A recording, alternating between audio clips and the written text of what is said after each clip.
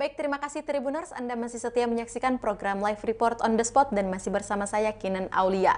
Informasi selanjutnya di mana pembangunan 1.005 unit hunian tetap atau huntap untuk korban banjir bandang di Kabupaten Luwu Utara hampir rampung. Di mana hunian tetap ini dibangun di 4 lokasi, yakni Desa Rada, Desa Sepakat, Desa Mapadeceng, dan Kelurahan Bonetua. Setelah rampung, hunian tetap akan diserahkan kepada penerima. Untuk informasi lebih lengkapnya, kita saat ini sudah terhubung langsung dengan Khalid Mawardi. Halo, selamat siang rekan Khalid. Halo Kinan. Baik, bisa Anda jelaskan untuk saat ini bagaimana perkembangan pembangunan hunian tetap di Kabupaten Luwu Utara?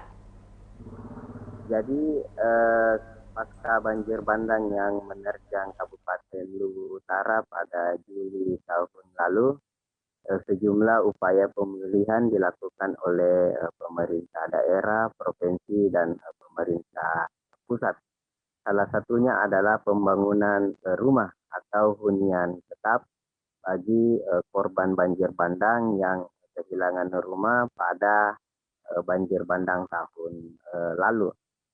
Pembangunan huntap dilakukan di 4 titik, yakni Kelurahan Bonetua, Desa Mapadeceng, Desa Sepakat, dan Desa Rada, di mana total huntap yang dibangun yakni ada 1.005 unit di 4 lokasi tersebut. Dari pantauan yang saya lakukan dan informasi dari Badan Penanggulangan Bencana Daerah bahwa pembangunan huntap di 4 lokasi tersebut hampir rampung.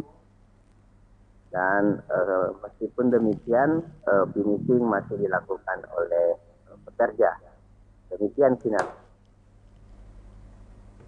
Ya, baik. Kapan hunian tetap akan diserahkan ke korban banjir bandang, rekan Khalid?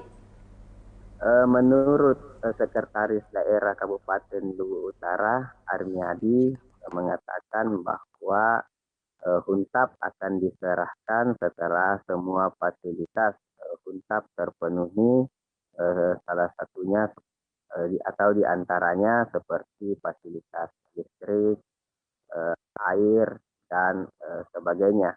Namun ia berupaya atau pemerintah berupaya akan menyerahkan huntap kepada korban banjir bandang sebelum tanggal 31 Desember sebagai hadiah akhir tahun. Namun jika itu tidak memungkinkan, akan dilakukan paling lambat Januari ataupun Februari tahun depan. Demikian, Sinan. Baik, untuk saat ini rekan Khalid, bisa Anda jelaskan bagaimana kondisi korban banjir untuk saat ini? Saat ini dari pantauan yang saya lakukan, ribuan korban banjir bandang yang terjadi tahun lalu berada atau tersebar di beberapa lokasi. Namun ada juga di antara mereka atau beberapa orang yang masih tinggal di tenda pengungsian karena tidak memiliki biaya untuk membangun rumah sementara. Sementara itu sebagian besar juga masih berada di lokasi atau bekas tempat pengungsian. Namun di sana mereka sudah membuat rumah semi permanen sembari menunggu rumah pembagian dari pemerintah.